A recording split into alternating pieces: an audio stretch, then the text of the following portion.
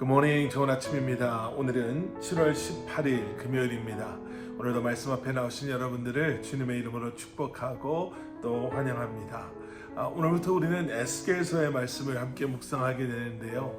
여러분, 에스겔서의 말씀은 예언서로 이해하기가 때로는 좀 힘들 때가 있습니다. 그래서 여러분 아직 제가 보내드린 에스겔서 개요 영상을 보지 않으셨다면 여러분 그 영상 먼저 보시고 에스겔서의 전체적인 흐름을 한번 이해해 보시고 그리고 말씀 묵상을 하시면 도움이 될 것 같습니다. 오늘도 말씀 묵상을 통해 주님을 더 깊이 알아가시고 또 주님의 뜻 가운데 주님과 동행하며 이 한날을 살아가시는 여러분들 되시기를 저도 여러분들과 함께 기도하겠습니다. 오늘 우리에게 주시는 하나님의 말씀은 에스겔 1장 1절부터 14절까지의 말씀입니다. 에스겔 1장 1절부터 14절까지의 말씀. 말씀드린 것처럼 에스겔서는 예언서입니다.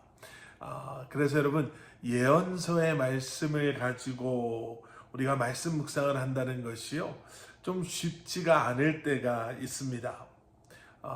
에스겔서 그 개요 영상에서도 말씀드린 것처럼 에스겔서에는 그 상징적인 그러한 행위나 또는 비유나 예언이 가득하기 때문에요. 우리가 신앙생활을 하면서도 에스겔서를 읽고 또 해석하고 또 우리의 삶에 적용하는 것이 참 어렵다라는 것을 아마 다들 경험해 보셨을 거라 생각합니다.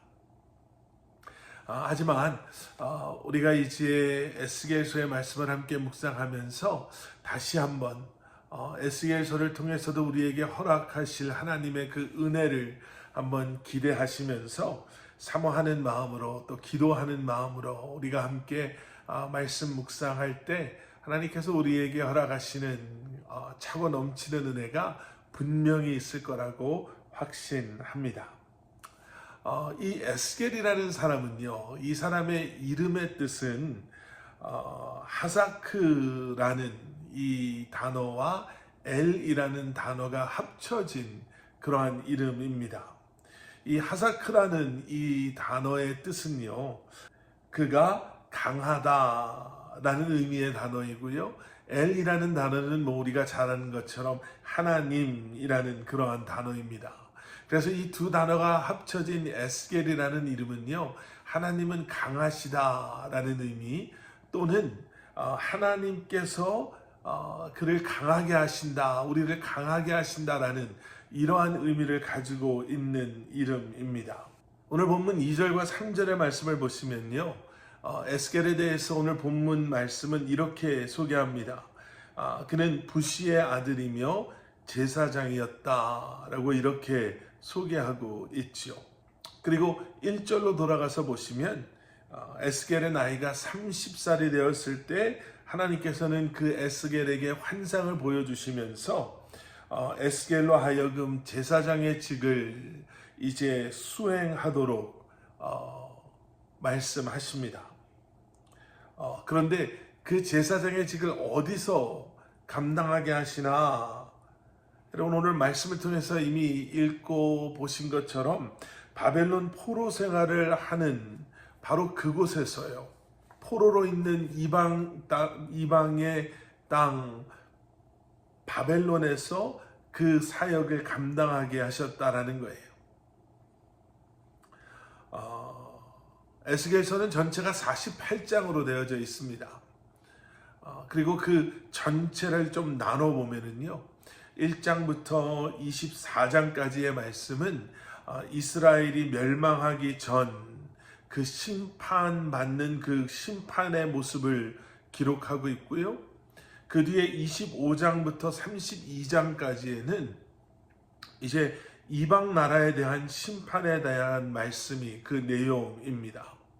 그리고 나서 그 나머지는 심판 이후에 그리고 포로로 살아왔던 그 이스라엘 백성들이 어떻게 회복되어질 것인가, 어떻게 포로 생활에서 돌아오게 될 것인가에 대한 회복에 대한 말씀이 이제 기록되어져 있습니다.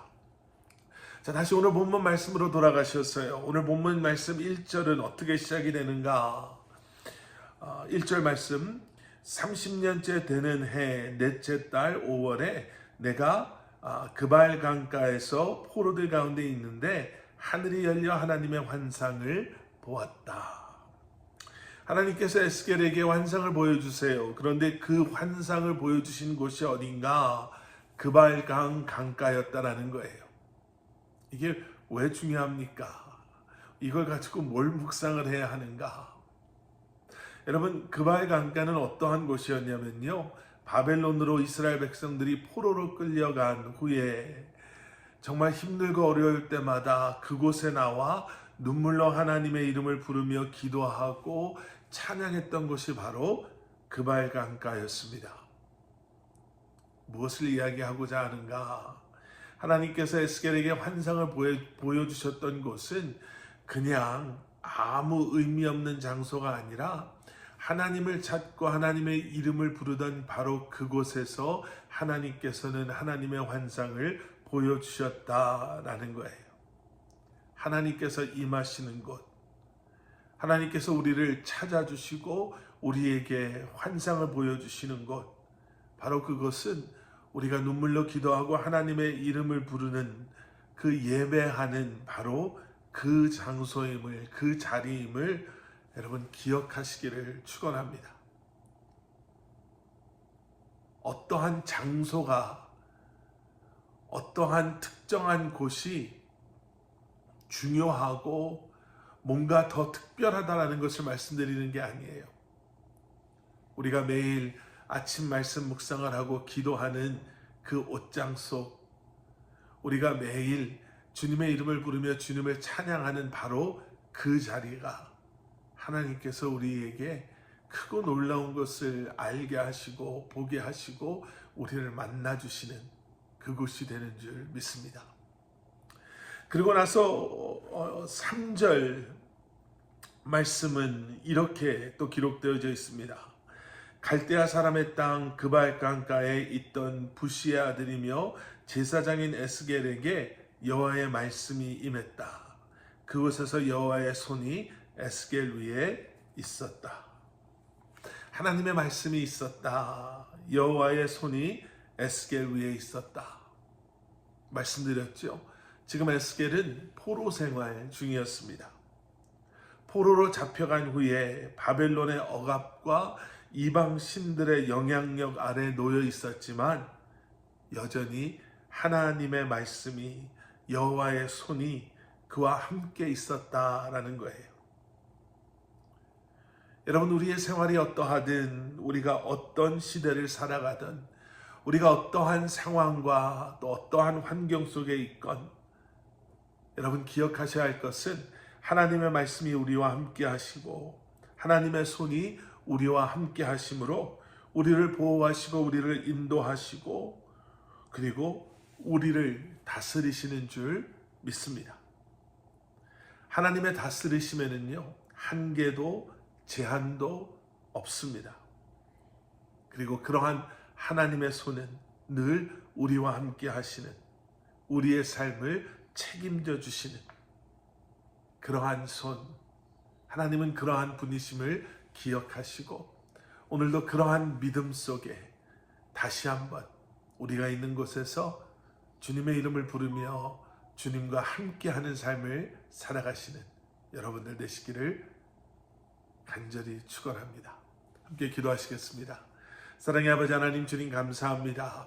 오늘도 우리에게 새날을 허락하여 주신 주님, 우리가 어디에 있든지 간에 우리와 함께 하심으로 우리가 있는 그곳에서 우리를 만나 주시고 우리에게 말씀하여 주시고 그러한 우리의 삶을 통해 영광 받으시기에 합당하시고 또 원하시는 주님, 오늘도 주님 앞에 우리의 모든 것을 내려놓게 하시고 믿음으로 주님과 동행하며 주님 앞에 온전히 드려진 삶을 살아가는 저희들 되게 하여 주시옵소서. 예수 그리스도 이름 받들어 간절히 기도드려 싸움나이다.